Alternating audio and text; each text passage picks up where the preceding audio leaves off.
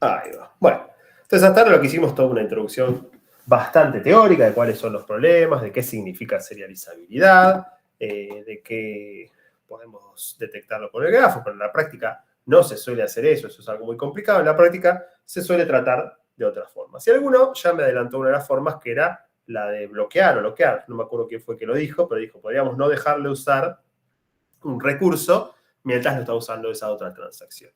Y esa es una de las formas que más se trataba anteriormente. Volvemos acá. El control de concurrencias, lo más común era utilizar locks, que lo pueden tener como bloqueos, como candados, como bloqueos, se puede traducir de muchas formas, en el cual básicamente lo que va a hacer una transacción es va a tomar recursos y no permitir a otras transacciones tomarlos. ¿Sí? Pero bueno, antes de ver el bloqueo, vamos a categorizar los controles de concurrencia. Si hay dos enfoques en particular. El enfoque pesimista es el que dice, va a haber problemas, entonces impidamos esos problemas. Eso sería, por ejemplo, el bloqueo. ¿Sí? Yo, por las dudas, bloqueo el acceso por si llega a haber problemas. Por eso pesimista. Me estoy como adelantando a que pueda llegar a haber un problema. Pero no es el único enfoque que puede haber. También está el enfoque optimista, del cual vamos a ver dos formas. El enfoque optimista, del cual vamos a ver control de concurrencia en timestamp y snapshot isolation, es dejemos hacer. ¿Sí? Dejemos que hagan las cosas las transacciones y si en algún momento detectamos que hubo un problema, ahí hacemos rollback de la transacción que tiene el problema para que no llegue a tener un conflicto que impacte en la base de datos en sí. Entonces, son dos enfoques distintos, tienen sus pros y sus contras. El enfoque pesimista, el pro sería como que es un poquito más fácil de manejar y como que detecta inmediatamente los problemas, ¿sí?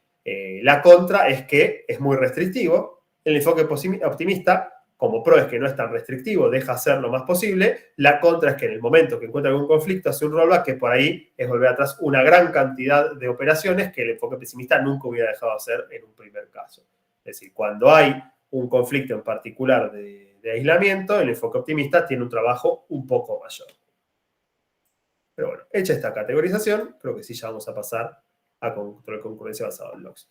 Y básicamente es utilizar un candado, un bloqueo, como lo quieras llamar, para bloquear a los recursos y no permitir que más de una transacción los use al mismo tiempo. Esto es de forma muy burda, vamos a ver cómo se va a ir manejando. Hay obviamente optimizaciones, pero la idea es esa, ¿sí? Que cuando una transacción utiliza un recurso, no haya otras transacciones utilizándolos.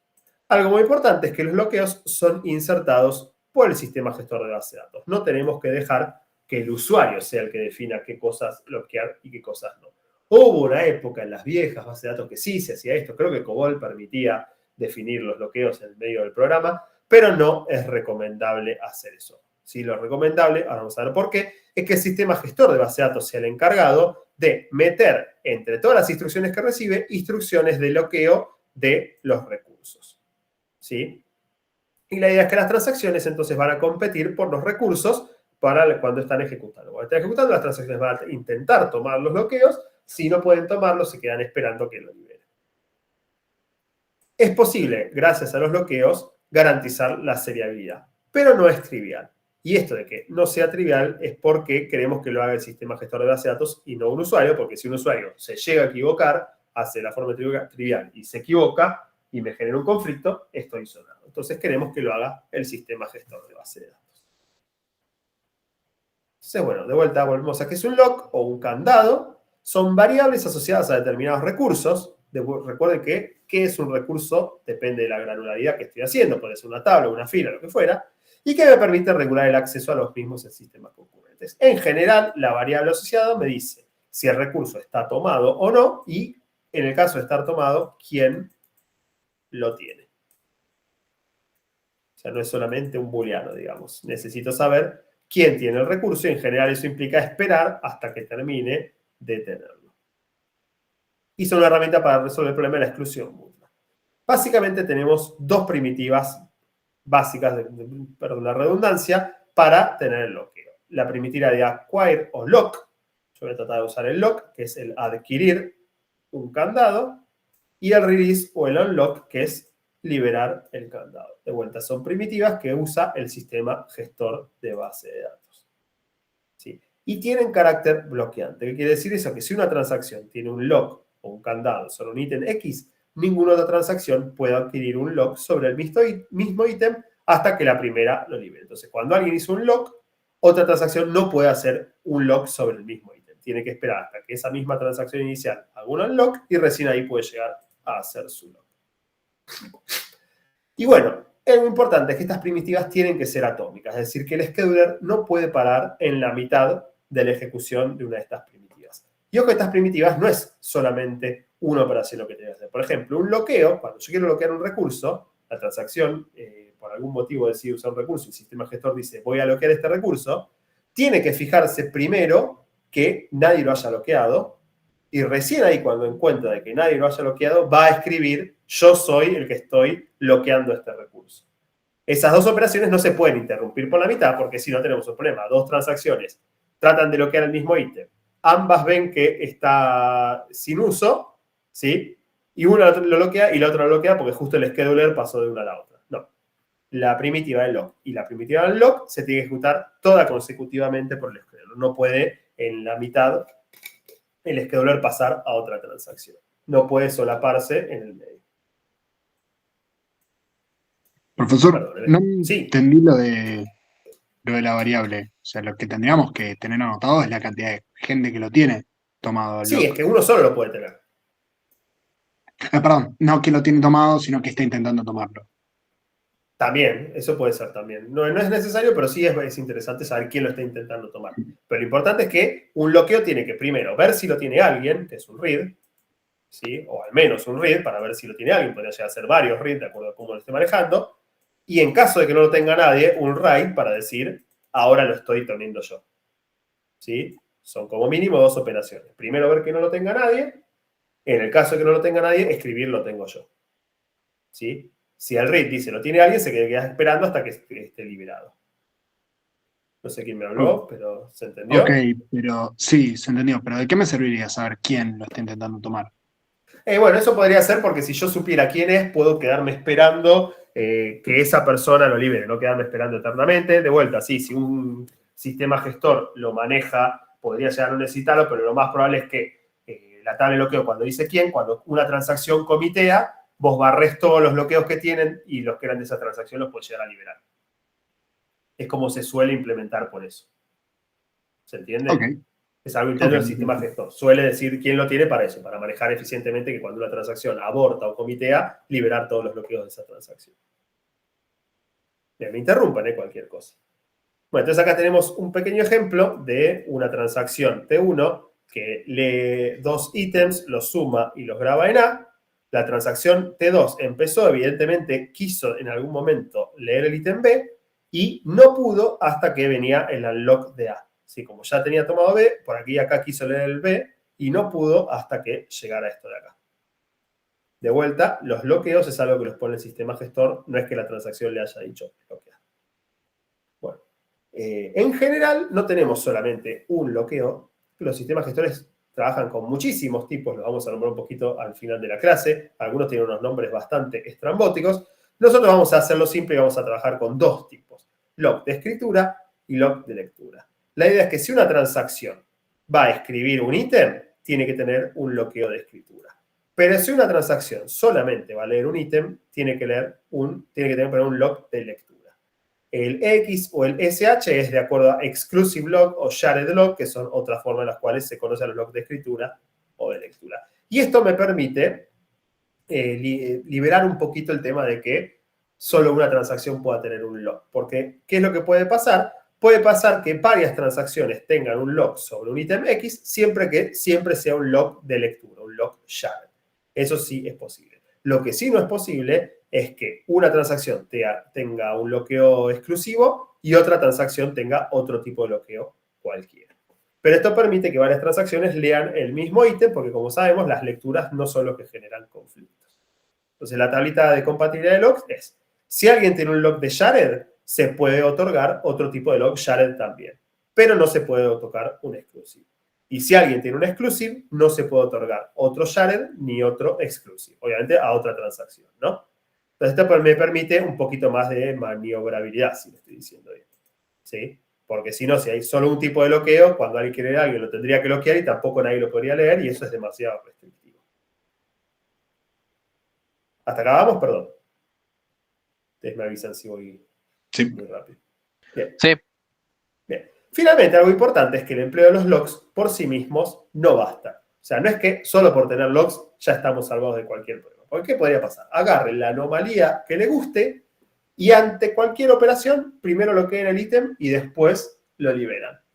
Van a tener el mismo problema, ¿sí? Que de cualquier anomalía que hayan elegido, porque están usando los locks así porque sí. No es que con bloquear y ya está. Hay que simplemente elegir una forma de bloquear y una forma de desbloquear que impida los problemas que trae la concurrencia en particular. Para lograr esto, casi todas las bases de datos utilizan algo que se llama el protocolo de lock de dos fases, que es decir, no solamente los voy a usar los locks, sino que los voy a usar de alguna forma en particular. ¿Qué me dice el protocolo de bloqueo de dos fases? No lo tengo acá, lo voy a anunciar, igual va a aparecer en la próxima filmina. Lo que me dice es que una vez que libero un lock, no puedo volver a adquirir locks. Es decir, una vez que hago un unlock, no puedo volver a hacer un lock. Con lo cual, en mi transacción termina habiendo dos fases. Una fase en la que se hacen todos los bloqueos y una fase en la cual se hacen los unlocks o los desbloqueos. Y va a haber, apenas se dio el primer unlock, ya no puede haber un nuevo bloqueo. Entonces, esa es la regla del protocolo de dos fases. ¿Sí? Una transacción no puede adquirir un lock luego de haber liberado un lock que había adquirido de lo que fuera, inclusive si fuera de otro ítem. Entonces, bloqueo. Apenas sobre el primer lock, ya no puedo nunca más adquirir un lock. Eso me dice el protocolo de dos fases. Parece complicado, pero es bastante sencillo. Es simplemente, una vez que empecé a liberar algo, no puedo llegar a obtener el lock, hacer un acquire o un lock sobre ningún. Con lo cual, como dije antes, sí. No quiero volver para atrás, pero recién revisando el ejemplo, como que no me pareció que los logs resolvían algo. ¿Esto de Porque, acá? sí, porque si luego de que la transacción 2 lee el ítem B, pero B no se modifica. No se modificó. Ok, no, yo me imaginaba que luego de hacer lock, operar un lock, hacía un abort, los Si este es un problemas siguen siendo abort, los mismos. sí, seguimos teniendo algunos problemas, por eso. No es todo lo que puede pasar, pero está muy bien lo que vos decís tiene que ver con la recuperabilidad y lo vamos a ver más adelante. Y esto no cumple algo que es el protocolo de dos fases estricto. Es muy buena tu acotación, ¿eh? Pero vamos a ver la clase que viene, probablemente, ¿sí? Quédatelo en mente y la clase que viene vamos a ver el conflicto que vos tenés. Pero bueno, si querés te lo adelante. Básicamente lo que estaría bueno es que el commit viniera antes del unlock, ¿no? Así, si yo acá leía A en vez que B, yo ya me estaba leyendo algo que estaba grabado a disco. ¿Sí? Tiene sentido. Sí, tiene muchísimo sentido y es un pasito extra que le vamos a dar, pero lo vamos a dar la clase que viene cuando hablemos de recuperabilidad. Pero es muy buena tu apreciación. Entonces, bueno, con el protocolo de dos fases, acá estaba. ¿Sí? Tenemos una fase en la que adquiero locks, uno o más, y otra fase en la que libero los locks, que va decreciendo la cantidad de locks adquiridos. Y lo que me garantiza esto, me garantiza que cualquier orden de ejecución sea serializable. Es decir, que existe un solapamiento serial equivalente. Tenemos la prueba en GM09. Acá las filminas de Mariano tenían esta codificación. Si van al final de todo, van a ver que GM09, creo que es el del libro de García Molina, no me acuerdo exactamente cómo se llama, y dicen qué capítulo está en particular como para que lo vean. Y 09 creo que es porque es el de la publicación del año 2009, porque otras publicaciones quizás cambian los capítulos o la nomenclatura, ¿no? O los números, digamos, pero lo van a encontrar igual. Entonces, está demostrado de que cualquier orden de ejecución es serializable. Igual, ojo que, como dijo su compañero recién, igual pueden tener alguna de las anomalías. No es que no vayan a tener ninguna de las anomalías, porque si bien es serializable, el tema de cuándo comitea uno y cuándo comitea la otra es algo que influye mucho en un tema de la recuperabilidad que vamos a ver en la clase que viene. Créanmelo. Pero bueno, está bueno saber cómo que fácilmente podemos hacer que algo sea serializable.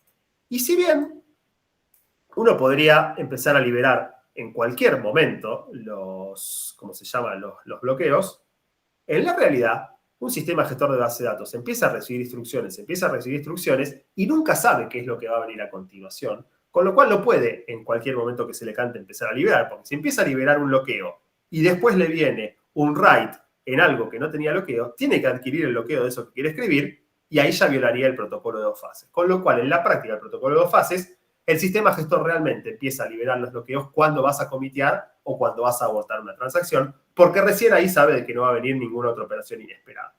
¿Sí? Esto que está pensado a nivel teórico, en la práctica, al final termina siendo que al momento de comitear o abortar una transacción es cuando el sistema gestor tiene que decidir empezar a liberar los bloqueos. Pero bueno, en una teoría podría llegar a hacerse antes. ¿Y cómo un sistema gestor podría empezar a saber antes que puede empezar a liberar? Si ya supiera de antemano todas las operaciones de una transacción. Que a veces pasa. ¿Cuándo pasa? Cuando tenemos un store procedure. Recuerden que un store procedure, lo vimos un poquito por encima en la clase de SQL, es un procedimiento que está dentro de la base de datos programado, con lo cual el sistema gestor conoce completamente todas las operaciones de una transacción y ahí sí podría de alguna forma darse cuenta cuándo puede empezar a llegar a liberar, porque podría él, analizando el código, saber que no va a ejecutar ninguna nueva escritura que necesitara un lock nuevo. Entonces, salvo en el caso de Store Procedure, cuando un sistema recibe así varias instrucciones, no le queda otra que al momento del commit o al momento del abort, ahí empezar a liberar. Pero igualmente funciona bastante. Bueno, está muy bueno que me haga que un conjunto de transacciones sea serializable este protocolo, que es bastante fácil de implementar, pero eso no significa que no tenga nuevos problemas que incluyen. Hay dos problemas que genera el usar bloqueos. El problema del deadlock y el problema de la inanición. ¿Ustedes conocen alguno de ellos? Sí, deadlock. ¿Cuál? No. El deadlock. Bueno, el deadlock es clásico, con lo cual lo vamos a ver rápido, pero tiene un nombre muy importante. A mí cuando me lo enseñaron estaba en la onda de tratar de traducir todo lo de inglés, y a mí me enseñaron que el deadlock era el abrazo de la muerte. Me parece un nombre muy pintoresco. Entonces tenemos la anomalía del fantasma y el problema del abrazo de la muerte. Muy poético, la verdad. Muy poético, ¿eh? Pero así me lo dieron, ¿eh? Y bueno, ¿qué pasa? Aunque sea una transacción que no tenga problema con el protocolo de 2 fases, puede pasar que una transacción bloquee un ítem, otra transacción bloquee otro ítem, la primera transacción quiere acceder al ítem que bloqueó la segunda y la segunda quiere acceder al ítem que bloqueó la primera. ¿Sí? Esto no tiene ningún conflicto hasta ahora, porque como están los logs se quedan esperando las dos transacciones, pero el problema es que se van a quedar esperando eternamente, porque cada transacción espera que termine una, que no va a terminar hasta que no termine la anterior. Entonces, esto genera el abrazo de la muerte entre ambos, o el deadlock entre ambos, que ambas se van a quedar esperando eternamente. Fíjense que hay una hermosa tumbita, o no sé cómo se llama eso en particular. Entonces, si las transacciones hubieran adquirido el lock en el mismo orden, no habría habido problema, pero uno no tiene por qué garantizar que la transacción lo haga en uno en particular. Entonces, el deadlock es algo que puede pasar cuando tenemos bloqueos y hay que de alguna forma resolverlo. Bueno, para poder resolverlo, lo primero que tenemos que hacer es darnos cuenta que hubo un deadlock, de algún modo, ¿no? Entonces, para prevenir los deadlock, esto es como medio teórico porque es medio imposible realmente. Para prevenir un deadlock, lo que podríamos decir es que cada transacción adquiera todos los logs antes de comenzar la primera instrucción. Bueno, no es en la práctica porque yo como motor de base de datos no sé qué cosas van a venir en una transacción que arranca. Otra opción sería definir un ordenamiento de los recursos y obligar que las transacciones respeten dicho ordenamiento en la adquisición de logs. De vuelta, no es practicable. O sea, cuando yo tengo unas consultas SQL no me voy a decir a la base de datos, mira, primero, si querés, lo que a este y después este. Entonces, son mecanismos de predicción muy teóricos que no existen. Métodos basados en timestamp que no los vamos a ver.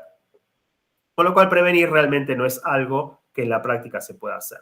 Porque necesitaría saber de antemano qué recursos van a ser accedidos y no tengo por qué saberlo. Hoy por hoy un motor de base de datos puede empezar a recibir consultas de alguien que no sabe qué es lo que va a terminar haciendo.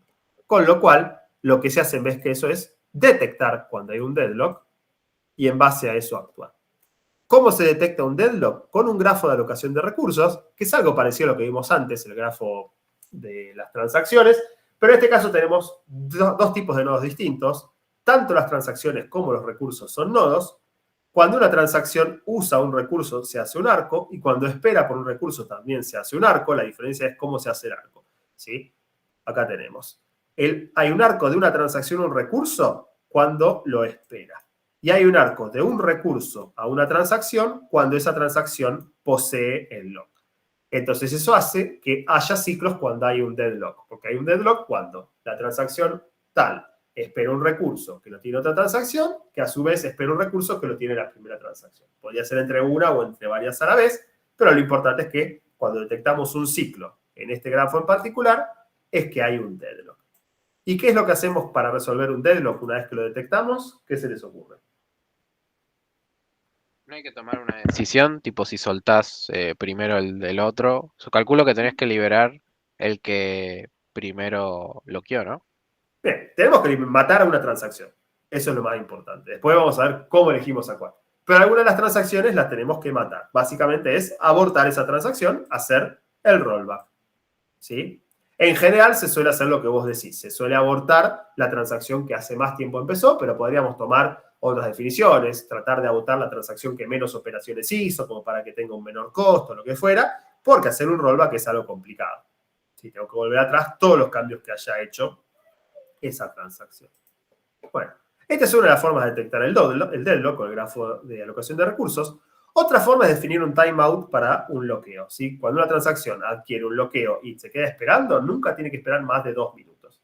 Entonces, si alguna vez tuviera un deadlock, las dos transacciones en algún momento empezaron a esperar y cuando pasen los 2 minutos desde la primera, esta va a dar un abort y la otra va a poder empezar a usar los recursos que tenía, porque cuando uno hace un abort, obviamente también libera los recursos que tenía bloqueados. El tema del timeout es que es muy complicado definir con qué criterio definimos qué tiempo es el timeout. ¿Cómo lo podemos decir? Porque uno puede decir, bueno, 1 minuto como timeout. ¿Y qué pasa si hay una consulta que es muy, muy complicada de ejecutar, porque es un tratamiento de datos muy grande que tarda más de 1 minuto?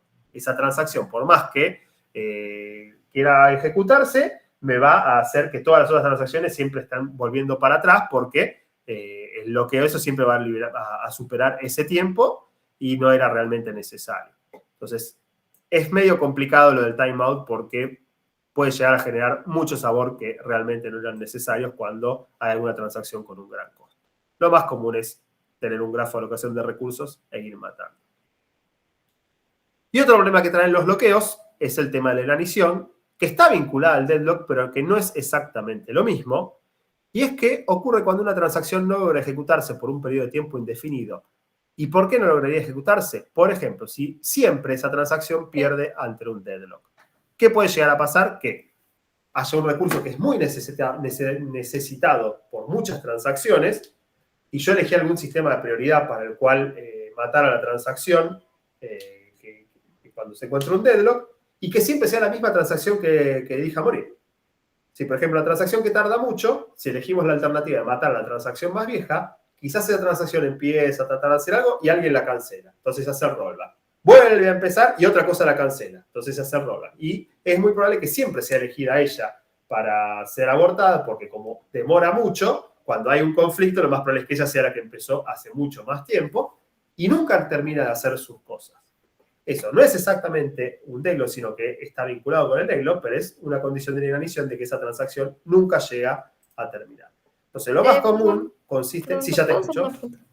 Dame un segundito. Lo más común para resolver la inanición es encolar los pedidos de logs, ¿sí? Y las que hace más tiempo están esperando por un recurso tienen prioridad a la actividad del log, con lo cual no va a pasar esto de que siempre es la misma la que se está matando. Sí, perdón. Sí, más que nada desde la anterior filmina. Sí. En la que mencionabas, bueno, no estoy segura si es que realmente no leía a detalle la filmina, porque lo vimos Sí. muy rápido, ¿no? Pero la cuestión es que no sé si tal vez podrías aclararlo un poquito, porque traté de pensarlo, pero como que se me hace difícil de ver el por qué no generaría algún tipo de conflicto o el que hagas rollback si es que hay un deadlock, o sea, si es que identificas un deadlock. Si encontrás un deadlock, alguna de las dos las tenés que matar, porque si no, de por vida van a estar una esperando a la otra. Entonces tenés que matar a una. Si matás una transacción, todos los cambios que haya hecho se tienen que volver atrás. Por el tema de atomicidad. Por la condición de atomicidad no puede haber quedado. Entonces tenés que volver atrás. No debería generarte conflicto esa vuelta hacia atrás, porque los cambios que haya hecho la transacción, es decir, cambios, estamos pensando en grabar cosas en disco, si hizo un cambio en disco es porque tenía bloqueado ese recurso con un modo exclusivo y otra transacción no lo tenía bloqueado. Con lo cual lo puede volver atrás sin que influya en el resto. No sé si será eso lo que me preguntabas. Lo que sí trae Claro, es un o sea, procesamiento. Hay que volver atrás a todos los valores anteriores que tenía de cualquier cosa que has ingresado. Si creó una fila, hay que borrarla. Si modificó una fila, hay que poner el valor anterior que tenía. Pero no debería generar conflicto vale. con otras transacciones porque esas otras transacciones no deberían tener acceso a esos mismos datos. Ay, supongo que también tiene que ver con lo de las dos fases, ¿no? Porque Claro, por eso. no podría... Ah, ok. Exactamente. Si Ya. estoy en el medio de la transacción que hizo un cambio, como todavía no terminó, tiene que estar teniendo el bloqueo en ese cambio. ¿Sí? Sí, claro, gracias. Buenísimo, no por nada. Entonces, bueno, son dos cosas que hay que tener en cuenta con los bloqueos. Que puede haber el abrazo de la muerte o deadlock y inanición. Pero bueno, hoy por hoy las bases de datos lo manejan. Y otro tema importante es que en general los sistemas gestores de base de datos utilizan árboles B, nosotros ya los vimos, y también tenemos que tener un manejo de las transacciones sobre los índices, porque crear un registro o actualizar el valor de un registro no solo actualiza el dato en particular, sino que también actualiza los índices. Y quizá la actualización del índice es complicada porque se generaron nuevos nodos, porque hay un split, como vimos antes. Entonces también tenemos que tener un sistema de bloqueo en los índices, que generalmente se lo conoce como el index lock. Y en general se siguen algunas reglas, vamos a ver muy por arriba, pero la idea es que todos los nodos del índice que yo accedo tengo que ser bloqueado. Yo voy a acceder seguramente al nodo raíz, luego a uno de sus hijos hasta que llegue al nodo hoja. Bueno, todos esos los tengo que ser bloqueados. Si bien cualquier nodo puede ser el primero en ser bloqueado, generalmente se arranca por la raíz. Solamente puedo bloquear un nodo si se posee un lock sobre el nodo padre. Recuerden que tiene una forma de árbol, los índices B+, ¿sí? Puedo desbloquearlo en cualquier momento, pero una vez que desbloquee un nodo, no lo puedo llegar a volver a bloquear. Es decir, hay también un protocolo para el acceso a los índices. Lo enunciamos muy por arriba y no lo vemos. Y acá pasamos a una filmina. Yo creo que no se llega a ver, pero fíjense que, ven acá el fondo que es medio blanco, ¿no? Cuando digo en esta filmina. Y fíjense acá ese cambio un celestito. ¿Lo llegan a ver el detalle? Sí, se ve. Bueno, esa era la forma que tenía Mariano de decir que estas filminas son medio como optativas, que no son tan importantes, que simplemente las da como para que lo sepan. Entonces, esto sigue siendo así un dato de color, pero no es que tiene que saberse de memoria esto, porque lo vemos muy por encima. Pero bueno, tenemos un protocolo que de vuelta tiene un nombre muy interesante, el protocolo del cangrejo, que sigue las reglas anteriores y que es un ejemplo de cómo manejar estructuras de árbol. El protocolo del cangrejo me dice, arrancamos bloqueando la raíz, llegamos hasta el nodo deseado adquiriendo lock sobre todos los hijos a los que vamos viendo, y si los hijos son seguros, liberamos el lock del padre. Que sea un hijo seguro es un hijo que no va a hacer un split, por ejemplo, que no está lleno, con lo cual voy a hacer un split. Porque si estuviera lleno y potencialmente pues llegar a necesitar un split, tengo que mantener el lock del padre porque le puede llegar a venir un elemento nuevo que se agrega. Y una vez terminada la operación, desbloqueamos todos los nodos. Entonces, con el protocolo del cangrejo es una forma de que ustedes vean de que el manejo de bloqueos no es solamente el bloqueo sobre los recursos, sino inclusive con los índices. Y no es trivial el bloquear un índice porque estamos bloqueando una estructura de árbol, ahora sí, no solamente un ítem en particular. Bien, creo que con eso sí se termina esa parte optativa y se termina también la parte de bloqueo. En la práctica solamente van a hacer algunos ejercicios de ver si se puede hacer un protocolo de 2 fases sobre algo en particular. Nosotros acá no tenemos grandes ejercicios para hacer. Bueno, nos quedan 2 formas de controlar la concurrencia. Snapshot Isolation, que no se ve, pero está escrito acá abajo, y control de concurrencia basado en timestamps. Recuerden que estos dos ya eran unos enfoques más bien optimistas. Dejamos actuar y en el momento que nos damos cuenta que hubo una macana, ahí matamos alguna de las transacciones para que no se termine de dar esa macana, que no llegue a comitear. ¿Qué hace el control de concurrencia basado en timestamp? A cada transacción se le agrega un valor timestamp, que podría ser o un número de secuencia o la fecha actual del reloj, fecha y hora, obviamente. La idea es que cada transacción, cuando comienza, tiene un valor que les da un orden a la transacción igual al orden en el cual comenzaron, ¿sí? Hay que tener cuidado al usar la fecha actual del reloj, por ejemplo, si está en algún país que tenga eso de que se pierde una hora o se gana una hora cuando pasa verano, ¿sí? Hay que tener mucho cuidado, creo que Estados Unidos lo tiene todavía, con lo cual no es tan fiable usar el timestamp, porque por ahí un día pasás de que son las 8 de la noche a las 7 de la noche porque se ganó una hora y eso puede llegar a tener muchos problemas, con lo cual en general pueden usar la fecha, pero también usar algún tipo de número de secuencia para evitar eso.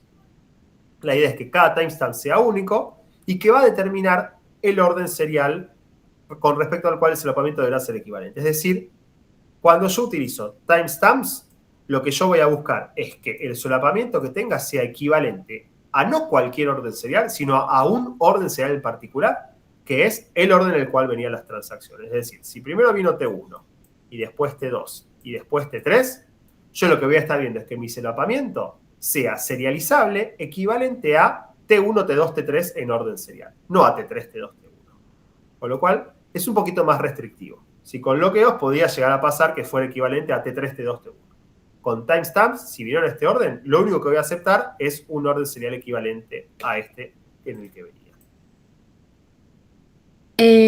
Tengo una Sí. consulta. No entiendo por qué es que se supone que este es un enfoque optimista y que se supone que nos deja a Ahora vamos a más ver, porque no va a libertades. bloquear nada. No va a bloquear nada, básicamente. Ahora vamos a ver cómo se maneja. No va a bloquear nada. Va a permitir todas las operaciones hasta que encuentre que una operación hace que el solapamiento no sería igual, no sería equivalente al orden serial en base a las transacciones al orden que vinieron, y en ese momento recién deshace la transacción. Pero hasta que encuentre ese problema, deja hacer todo lo que sea. No así el bloqueo, que el bloqueo, si alguien tomaba algo, no permitía que otro lo tomara, y por ahí después no había ningún conflicto, pero por las dudas no lo permitía. ¿Se entendió? O sea, esta deja hacer. Cuando encuentre un problema, ahí hace el labor. El bloqueo no deja hacer nada. Cuando yo tomo un ítem, no lo permito. Entonces, lo que queremos, que acá está explicado, es, si hay cualquier tipo de conflicto, write read, read write o write write, de T sub I, T sub J, si hay cualquier conflicto que encontremos, sí o sí el timestamp de T sub I tiene que ser menor al timestamp de T sub J. ¿Por qué? Porque si vinieron así, tienen que estar en un orden de timestamp distinto. Entonces, como lo único que busca es esto, no tiene bloqueos, deja hacer todo, con lo cual zafamos de tener los deadlocks. Esa es una gran ventaja. No tenemos que estar manejando ni deadlock ni inacción. La desventaja es que podría llegar a estarme impidiendo solapamientos serializables, pero en un orden distinto al que vinieron las transacciones. O sea, puede llegar a estar cancelándome cosas que no tenía realmente problemas, pero bueno, es algo que con lo cual queremos vivir. Bien. ¿Cómo manejamos los timestamps? Lo que va a hacer es, para cada ítem X, dependiendo de la granularidad, va a tener dos valores que va a grabar asociados. Un read y un write asociado al TX. ¿Qué son esos valores? Que va a ir guardando, va a guardar el timestamp de la transacción más joven, es decir, de mayor timestamp, que leyó el ítem X. Y el write va a tener el timestamp de la transacción más joven, es decir, de mayor timestamp, que escribió el ítem X. Son simplemente dos valores que tiene que registrar para cada ítem de la base de datos de vuelta, de acuerdo a lo que es un ítem. Un ítem puede ser una fila, una página, una tabla, etcétera, etcétera. Para cada uno de ellos sabe quién fue la transacción más joven que lo leyó y quién fue la transacción más joven que lo escribió. Entonces registra esos dos valores. ¿Cómo hace esto? Bueno, ¿qué puede pasar? Puede pasar, perdón. sí. Te pregunto si es que estos valores de timestamp son tipo los que se estampan cuando en el cliente o ya después de todavía haber viajado por la red. No, el gestor los maneja. El cliente no lo tiene que gestar. El sistema gestor de base de datos maneja eso. Cada vez que una transacción arranca con un begin, le da un timestamp o un secuencial, lo que fuera, que define un orden de esa transacción. Para mí lo más sencillo es pensar en el número de transacción. La primera transacción le da el 1, la segunda el 2, la tercera el 3. Bueno, si un ítem fue leído por la transacción 1, la 4 y la 7, el read de ese ítem va a ser 7, porque es la transacción más joven que lo leyó. Y si fue escrito por la 2 y la 4, el write va a ser 4, porque fue la más joven que lo escribió. Vale, ¿Sí? Gracias. Bien, me interrumpe cualquier cosa, ¿eh? Por favor. Bueno, ¿y cuál es la lógica del funcionamiento? Bueno, pueden pasar dos cosas. Puede pasar que una transacción quiera leer un ítem o que lo quiera escribir. Vamos a ver qué pasa cuando lo quiere leer. Cuando quiere leer un ítem, ¿sí? Lo que tengo que ver es si alguna transacción posterior me grabó ese ítem. ¿Sí? Si yo soy la transacción 5 y quiero leer un ítem, si alguna transacción que venía después de las 5 me lo grabó, ya estoy leyendo algo que no debería haber leído si se hubiera ejecutado serial en orden, porque estoy leyendo algo que me escribe una transacción que en la ejecución serial equivalente venía después que yo. Con lo cual no puedo leer algo que escribió una transacción posterior a mí. Entonces, si yo soy la transacción 5 y voy a leer un ítem, y el último que me lo escribió fue la 4 o la 3 o la 2, no hay problema. Ahora, si me lo escribió la 6, la 7 o la 8, ahí tengo que abortar con un error read to late, que es, leí algo que había sido escrito por una transacción que nació después que yo, con lo cual eso puede llegar a traer un problema, no es equivalente a la serializable. Entonces, cuando alguien quiere leer un ítem X, lo que va a buscar es el read TS de ese ítem X. Y si ese read TS es mayor a mi propio timestamp, aborto. ¿Sí? Perdón, el write TX, discúlpenme, vamos de vuelta. Perdón, ¿eh? Cuando yo voy a leer un ítem X, voy a fijarme el write timestamp de ese X. Y si una transacción escribió ese ítem y esa transacción es posterior, yo aborto. Con lo cual, yo soy la transacción X, X no ajusta ese ítem. Si yo soy la transacción Y, que va a leer el ítem X, busca el write de TSX y si ese valor es mayor al Y, es decir, la transacción que estoy, aborto. Si es menor, no hay problema. Perdón por el funcio. ¿Se entendió esta Claro, idea? o sea, si digamos, yo voy a escribir y me doy No, voy a cuenta leer. que, Yo voy a leer, todavía no estamos cuando voy a escribir. perdón, yo voy a leer y Sí. soy, digamos, más viejo que el que escribió, aborto. Claro, Bien. exactamente. Porque lo que estoy leyendo es algo que debería haber pasado después de que yo existí. Siempre puedo leer cosas que escribieron transacciones anteriores a mí, pero nunca transacciones posteriores. Entonces, al momento del read, verifico contra el write y me fijo si la que lo escribió es posterior a mí. Si es posterior, aborto. Si no aborto, es que no hay problema, lo puedo leer y tengo que actualizar el read TX. Ojo que esta actualización no es trivial. Tengo que poner el máximo valor entre mi propio timestamp y el que está en la base de datos y el read de X. ¿Por qué pasa? Si viene a leer la transacción 4, ¿sí? El write es 1, con lo cual lo permitimos. Bueno, la transacción 4 lo puede leer. Ahora, ¿cuál fue la última transacción que lo leyó? No tengo que grabar directamente el valor 4, porque por ahí la transacción 5 lo acaba de leer ese. Eso no me genera conflicto, pero la más joven que lo leyó tiene que seguir siendo la 5, con lo cual no tiene que quedar pisado el 4. Entonces, solamente actualiza el read TS de X si el valor que estaba en disco es menor al de la transacción que está manejándose. ¿Se entendió eso? O sea, siempre el read de TS tiene que quedar el máximo valor de la transacción más joven que leyó el ítem X. Con lo cual, si la que lo está leyendo ahora es menor a la que estaba en el read, no lo tiene que actualizar. Solamente lo actualiza cuando es mayor. ¿Se entiende? ¿Sí o no? Podríamos repetir de nuevo, si no hay drama. Sí, sí. Imaginemos que yo soy la transacción 8, ¿no? Entonces, yo voy a ver si puedo leer. Quiero leer X. Esto solamente lo va a permitir si el write de X es menor a 8. ¿Sí? Si el write de X es mayor a 8, aborto. Ok, pero ¿por qué? Porque la transacción 8 tendría que leer cosas que escribieron transacciones anteriores a la 8. Si no, no es equivalente a un orden serial en el cual las transacciones vienen en orden. Definido el orden por el timestamp. Ah, ¿Sí? claro, porque como es 8, tendría que haber sucedido antes que la 9, que la 10. Ah, Claro, ahí está. exactamente. Ahí te entendí. Ahora, si el write lo puede leer, y ahora vemos si actualiza el read. Entonces, si el read de X es mayor a 8, no lo actualizo. Porque yo siempre me tengo que quedar con la más joven. Si la transacción 10 también leyó ese ítem porque podía, no quiero ahora decir que la 8 es la más joven, porque la 10 sigue siendo la más joven que lo leyó. Entonces no Profe, actualizo. y ahí, perdón, Sí, ¿por qué podrías tener un R mayor a 8 si acabas de hacer justo el 8? porque antes ponía la transacción 10 también leyó el ítem X. Si la transacción 10, imaginemos que el write de X es 1. Ah, eso era porque ¿Sí? estabas moviendo también las transacciones.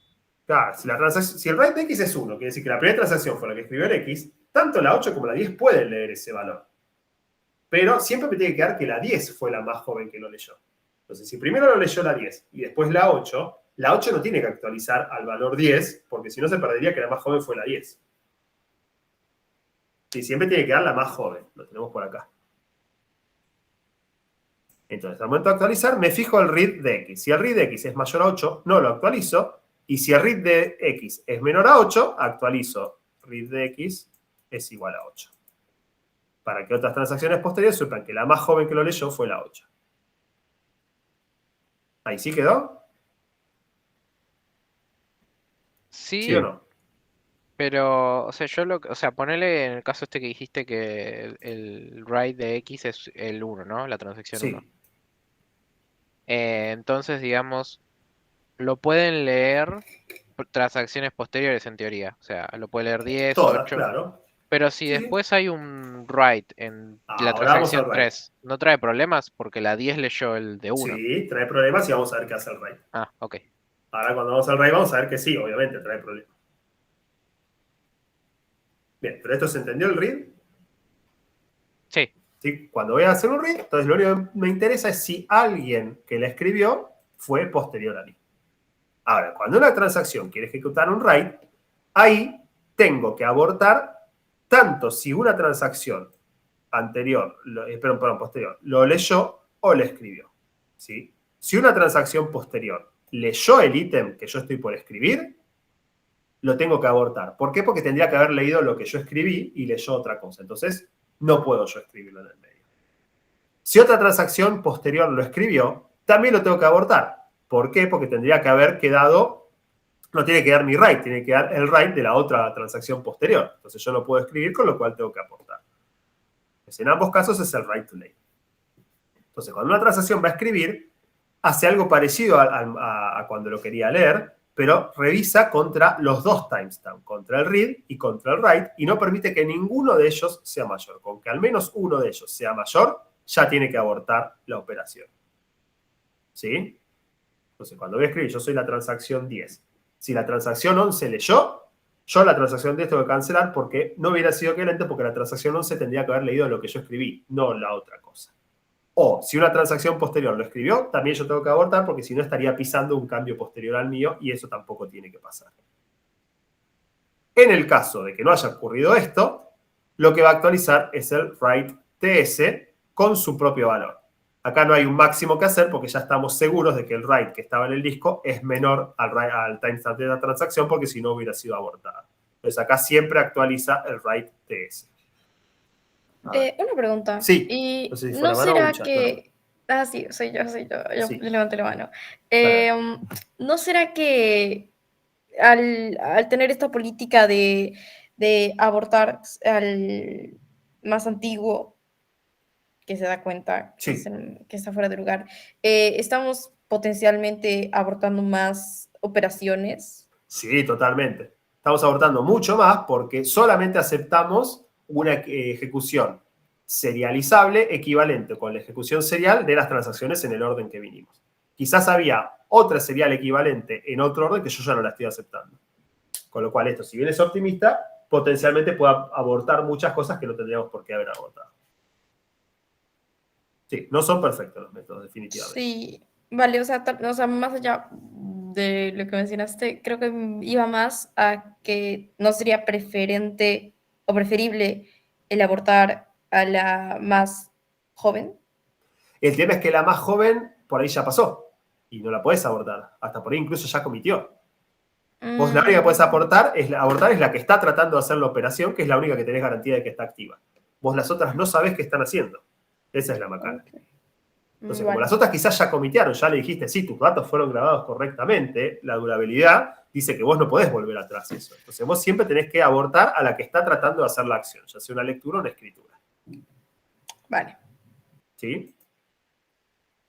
Bien.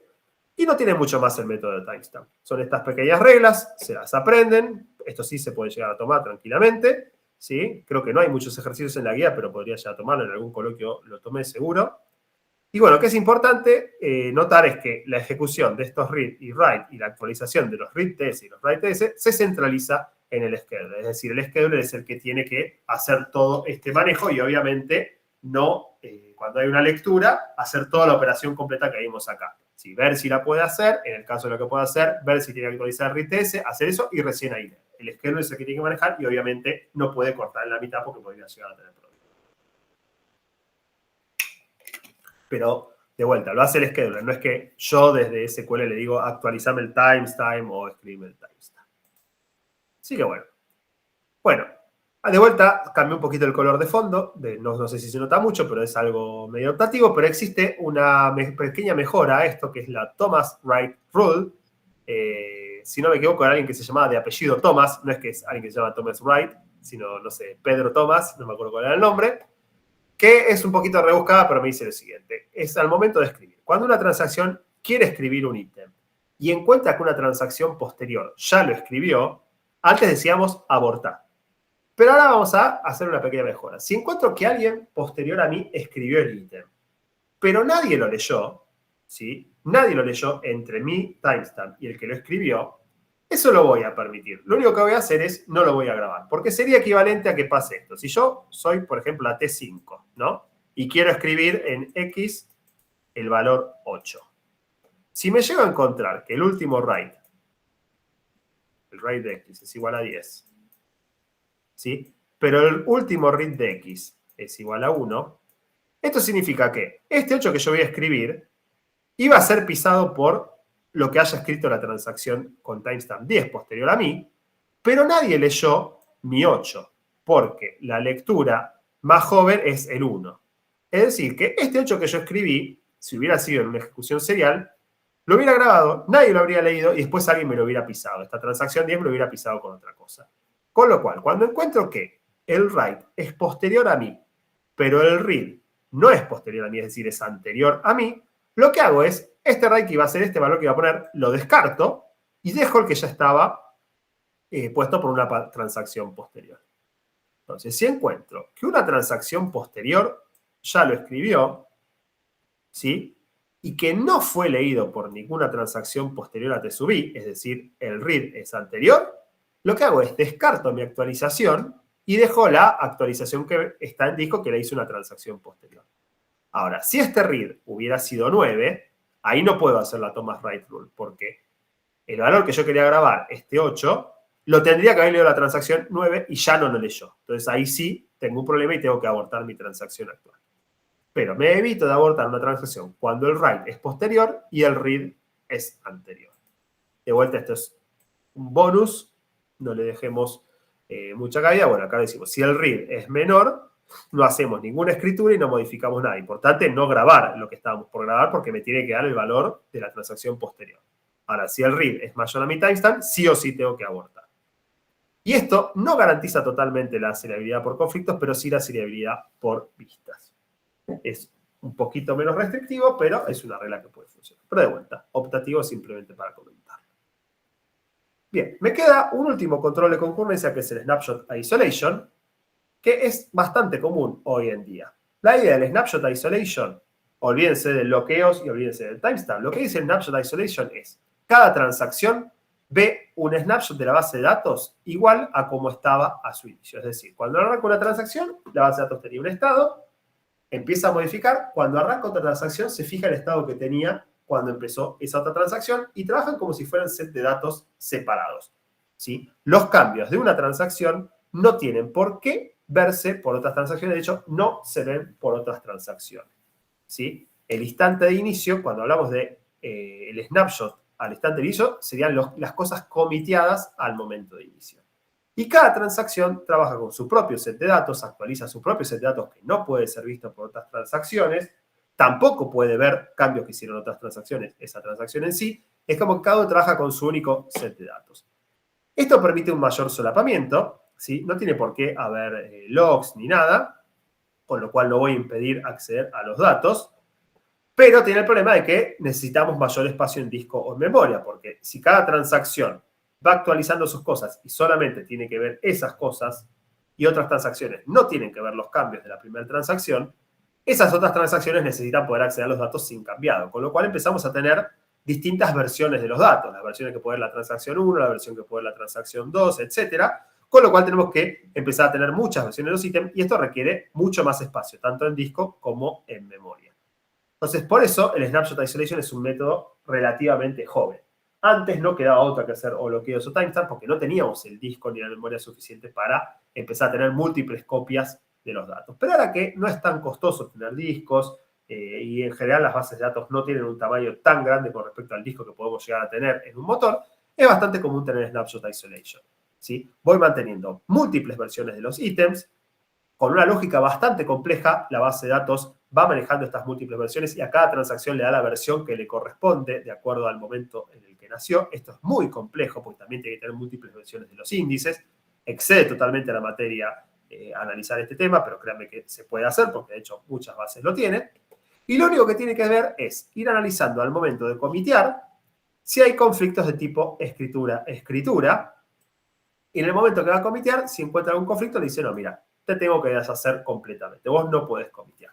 Entonces, lo malo de Snapshot Isolation es que a veces vos tenés una transacción que venía todo bien y cuando le vas a dar commit, la base de datos te la rechaza. ¿Por qué? Porque genera conflictos con otra transacción que comitió antes que vos y no te lo puede permitir. Volver a hacer todo desde el principio. Esa es la macana. Pero en general lo que se busca en este enfoque optimista es que eso ocurra muy pocas veces, con lo cual tenemos la ventaja de no haber tenido ningún bloqueo ni nada, y haber permitido operar todo el tiempo. ¿Sí? No es tan sencillo como solamente los conflictos de write-write. También necesitamos algo, lo que vamos a hablar un poquito ahora, que es el bloqueo de predicados y ciclos de conflictos read-write. De vuelta, esto es muy complejo, para mí no vale la pena entrar en detalle, pero es bastante complicado el ver si hay o no conflictos, pero se hace generalmente en el momento del commit, hay todo un algoritmo que hacemos y solo en ese momento se hace toda la validación. En general, lo que suele pasar es que el primero que comitió gana. Si cuando hay algún conflicto en particular, la primera transacción que comitió se lo deja y la segunda transacción le dice, no, vos no podés porque hubo algún conflicto en particular. Pero bueno. O sea, ¿cuáles serían conflictos? Por ejemplo, que las dos transacciones hayan tratado sobre el mismo dato, ¿sí? Partieron sobre el mismo valor inicial, las dos lo modificaron. Bueno, la primera le va a dejar grabarlo y la segunda va a decir, no, mira, vos no podés grabar porque estarías pisando el cambio que hizo la otra que empezó con tu mismo estado. Muy, muy por arriba lo estamos viendo. Este ejercicio, olvídenselo. Y bueno, con eso ya vimos todas las opciones. En general, Snapshot Isolation se hace con algo que es MVCC, Multiversion Concurrency Control, algo así, que básicamente va grabando distintas versiones de cada valor. De vuelta a lo que es el valor depende de la granularidad, ¿sí? Y en base a tener en qué momento nació cada nueva versión, sabe a qué transacción le tiene que dar cada valor, y también tiene algún proceso que está constantemente viendo cuando algún valor no es accesible por ninguna transacción, como para ir borrándolo y que no desperdicie espacio, pero de vuelta, son cosas demasiado complejas. Si a alguno le interesa ahondar, pueden llegar a ir a buscar. Bien, nos queda un ratito todavía. ¿Vamos bien? Profe, una pregunta Sí. rápido con esto, no es por Sí. profundizar, pero ¿no perdés también, digamos, performance? Porque no tiene que revisar como Sí. muchas más cosas a la hora de Totalmente, se con pierde cada bastante transacción. performance. Sí. Bien. Se pierde bastante performance. Sí, de hecho, al final de esta clase voy a mandar el link que prometí en la clase pasada de PostgreSQL en particular, de cómo utiliza este MVCC, por cómo lo hace. Tenía muy mala performance en los writes, si no me equivoco. Lo voy a mandar. Pero sí, la performance no es tan buena. Pero hoy por hoy unas bases de datos están capacitadas para manejarlo bastante bien igualmente. O sea, no es notable la pérdida de performance con respecto con, por ejemplo, un bloqueo, que también por ahí el no poder acceder a un recurso porque lo tiene bloqueado otro, que aunque no te hubiera generado conflictos, tenés que estar esperando, también es un tema de performance. No performance de que no está usando el dispositivo, pero sí el tiempo total de una transacción se te agranda innecesariamente. Bien. Bueno. Para terminar con esto, de vuelta cambié el colorcito a celestito porque es algo medio optativo, pero está bueno hablarlo de la solución a la anomalía del fantasma. ¿Se acuerdan de la anomalía del fantasma? Que era, yo estoy trabajando con un conjunto de datos, otra transacción me crea una fila y hago otro atento sobre el mismo conjunto, pero el conjunto varió porque cambió esta fila, si se agregó una fila nueva. Es muy complicado de manejarlo, porque, por ejemplo, con bloqueos a secas no lo podemos manejar. Porque yo puedo bloquear los registros que existen en un momento dado de la base de datos, pero si otra transacción me crea un registro, yo al momento de bloquear no sabía que existía. Y al momento de volver a ejecutar, de repente me encuentro con este nuevo registro. ¿Sí? No es algo sencillo. Entonces, bueno, ¿cómo trabajamos con la anomalía del fantasma? Bueno, para cuando trabajamos con bloqueos, en general las opciones son o bloquear la tabla completa, cosa que no suele ser algo bueno, pero se puede hacer. Si yo bloqueo la tabla completa, estoy impidiendo que alguien me ingrese un registro en el medio que me pueda alterar varias consultas que hago sobre la misma tabla. O algo que está bueno en la teoría, pero en la práctica no suele implementarse, que es un lock de predicado. Es decir, si yo estoy haciendo una consulta que me recorre, por ejemplo, no sé, todos los clientes de Argentina, en algún lado queda grabado que estoy consultando eso y nadie me puede insertar un cliente que sea de Argentina porque es un dato que yo acceso. Queda grabado, digamos, el predicado, el where país igual a Argentina, y no permite inserciones que queden en ese predicado. Pero no es algo definitivamente sencillo de hacer, ni mucho menos. Bajo Snapshot Isolation es algo que no puede ocurrir porque como estamos teniendo distintas versiones de la base de datos, si otra transacción me genera una fila, la primera no la va a ver. Entonces, Snapshot Isolation es el único que soluciona realmente la anomalía del fantasma. En base a timestamp, lo que se suele hacer es utilizar índices de árbol y tener también el read y el write de cada uno de los nodos del árbol, pero esto implica que tenga que existir un índice, con lo cual no siempre es real. La verdad de la milanesa es que salvo que trabajemos con Snapshot Isolation, si trabajamos con bloqueos o con timestamp, lo más probable es que la anomalía del fantasma no la estemos solucionando, que se permita que se dé. Y por mucho tiempo las bases de datos lo permitieron y el mundo siguió funcionando, y por eso es que decimos que el aislamiento total realmente es algo deseable, pero no es algo que se pueda hacer. ¿Se puede controlar? Bueno, sí, por ejemplo, bloqueos sí puedo controlar con bloqueos de tabla, pero el costo de garantizar de que nunca sea la anomalía de fantasma bloqueando una tabla es realmente muy grande para quizás una frecuencia muy baja en la cual puede llegar a afectarme la anomalía del fantasma, con lo cual generalmente se la ignoraba totalmente. Bien, creo que voy a cambiar a esto. Bueno, el tema de logs por rango de vuelta sigue siendo un celestito. Perdón, En general, los logs por rango se podían llegar a hacer utilizando un índice de tipo árbol, pero de vuelta necesitamos que existiera el índice. Existe algo que se llama el next key log, que básicamente está impidiendo que se generen nuevos nodos dentro de un árbol, pero realmente es algo demasiado complejo. No creo que me interesa más que tenga el concepto de que la base de alguna forma lo resuelve, pero no el ver cómo lo resuelve porque no es algo sencillo. Bueno, recuperabilidad, como le dije, no lo vamos a ver esta clase, lo dejo para la clase que viene. Sí vamos a pasar a algo que es niveles de aislamiento. Hasta acá, ¿cómo venimos? ¿Se va entendiendo? ¿Tienen alguna duda? Sí, yo creo que va bien. Buenísimo. Bueno, entonces, para cerrar esta clase lo que vamos a hablar es de los niveles de aislamiento, cómo definimos ciertos niveles de aislamiento, y vamos a ver qué sistemas usan las bases de datos comerciales, ya hemos hablado de las bases de datos reales, para manejar las transacciones.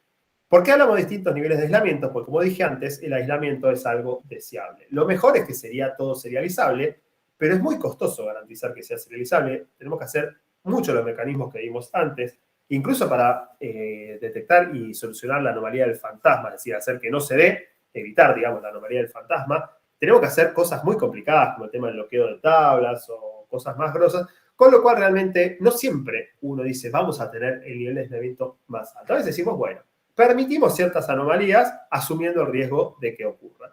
Y obviamente depende de qué son los datos, ¿sí? Quizás si los datos son transacciones bancarias, yo quiero que no exista ninguna anomalía, me interesa un nivel de aislamiento alto, serializable, pero si estamos trabajando, no sé, con posteos de una red social, y bueno, si alguna vez se me pierde algún posteo, no es realmente grave, no tengo la preocupación, entonces podría llegar a buscar un nivel de aislamiento menor. El estándar SQL permite definir distintos niveles de aislamiento. Read uncommitted, read committed, repeatable read y serializable son los 4 niveles estándar. Y cada uno es más restrictivo que los otros. Ahora vamos a ver qué son cada uno, ¿sí? Y yo puedo definir globalmente cuál es el nivel que van a usar todas las transacciones, o localmente, al comenzar una transacción con Start Transaction, definir qué nivel de aislamiento va a tener esta transacción. Luego vienen varios comandos de SQL y después yo puedo tirar o un commit o un rollback, que son los comandos que tiene SQL para decir terminó la transacción que comenté antes o volvé atrás todo lo que haya hecho esta transacción que comenzó antes. Algunos motores permiten definir ciertos checkpoints, como para decir volvé atrás hasta un cierto punto de la transacción, no hasta el principio. Yo en la práctica nunca vi que se utilizara, pero está definido en el estándar, creo que es un feature opcional y algunos motores lo tienen, pero lo más común es esto, Start Transaction y Commit, o Start Transaction y Rollback si pasó algo en el medio que me hace volver atrás la transacción. La idea de estos 4 niveles de aislamientos es que el sistema gestor de base de datos, de acuerdo a cuál le elegí, me tiene que garantizar que ciertas anomalías no ocurran. Y para eso tenemos esta hermosa tablita. Ojo que es poco intuitiva. El tilde no significa que se da la lectura sucia, sino que se evita la lectura sucia. Entonces, fíjense que cada una evita más cosas. El nivel más bajo, que es el read and committed, permite todas las anomalías. Puede haber lectura sucia, lectura no repetible y del fantasma. El read committed ya me está diciendo que estoy diciendo cosas que están comiteadas. Con lo cual, ya me evita la lectura sucia. No puedo leer algo que no esté comiteado.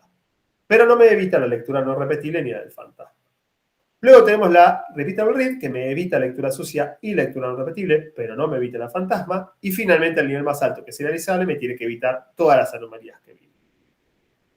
Entonces, como algo que progresivamente va siendo cada vez más restrictivo. A medida que yo pido un nivel de aislamiento más restrictivo, lo más probable es que la performance sea un poquito peor. ¿Hasta aquí vamos bien? Sí. Bien. Hay una anomalía que no la nombramos antes, que la de escritura sucia. Sí, fíjese que no están acá. Porque la escritura sucia en general es algo que nunca debería pasar. Nunca se quiere que se pisen escrituras entre distintas transacciones, con lo cual todos los motores por defecto impiden la escritura sucia. Algunos hablan de que hay un nivel de aislamiento cielo en el cual ni siquiera se evitan las escrituras sucias, pero en la práctica esto no existe. Y otra cosa importante, que ahora lo vamos a nombrar, es que si bien los motores tienen todas los 4 niveles de aislamiento, quizás un motor dice no, yo nunca voy a permitir lectura no repetible, entonces por más que me pongas read and committed, yo igual no te voy a permitir ni lectura sucia ni lectura no repetible.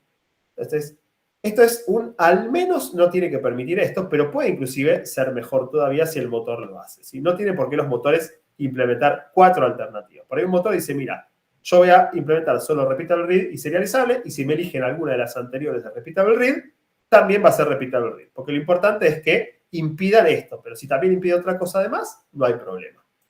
Entonces, algunos por ahí motores no tienen las 4 alternativas distintas, sino que tienen menos, 3, 2, las que fueran, pero siempre incluyendo las anteriores. Bien, este ejercicio, si quieren háganlo, no lo vamos a ver ahora en la clase porque no tiene tanto sentido. Pero vamos a ver en sí, para cerrar la clase, perdón, por la hora sí, igual estamos todavía en el tiempo, algunas implementaciones. Esto no sé cuán actualizado está realmente porque el mundo va cambiando, pero está bueno para charlarlo por encima. Oracle MySQL, el nivel de granularidad es la fila, ¿sí? Al parecer no me lo permiten cambiar. Utilizan un control de concurrencia multiversión, creo que ya lo hablé antes, el MVSC. Tienen distintos snapshots, el query, el transaction snapshot time. Sí, acá hablo un poquito de cómo garantiza read commit con una forma y que no llega a garantizar serializable, evidentemente, Oracle y MySQL, por más que se lo digan, es algo que se acepta. MySQL tiene distintos motores para grabar los datos, el más común es InnoDB, o al menos lo era cuando hicimos estas filminas. Utiliza también control multiversión, MVSC, y si le pedís serializable, tiene que meter range logs y next key log, que los hablamos un poquito antes. DB2 es un motor bastante viejo de IBM, si no me equivoco, con lo cual al ser viejo implementa únicamente logs. Podemos llegar a tener distintos niveles de granularidad, pero lo más común es tabla o fila. Y fíjese la cantidad de logs que maneja. No maneja solo 2 logs, sino que son como 12, 13. Tiene un log que está re bueno, que es el Super Exclusive. No sé qué significará, pero imagino como un superhéroe que no te deja hacer absolutamente nada con los datos. Básicamente tenemos ya el log, update log y exclusive log, como que hay un tercer tipo de log que sé. El update log permite leer avisando que en algún momento a posterior voy a actualizar el ítem y bueno, le da alguna lógica compleja en el medio. Acá tenemos, perdón, si la quieren la pueden llegar a leer.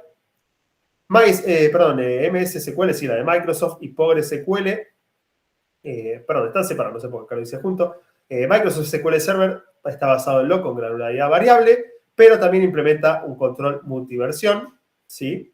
Hay una gran cantidad de tipos de logs y hay 5 niveles de aislamiento. Hay un aislamiento extra que no es lo que estamos viendo antes y tenemos un parámetro, allow snapshot isolation, que me permite elegir si vamos a usar los logs o el MVSC de un control multiversión, o sea, es bastante configurable, Microsoft SQL. Y PostgreSQL en particular utiliza únicamente una opción, Snapshot Isolation, ¿sí? Y constantemente está evaluando el grafo de precedencias y núcleos de predicado para llegar a serializables si es que lo pedimos.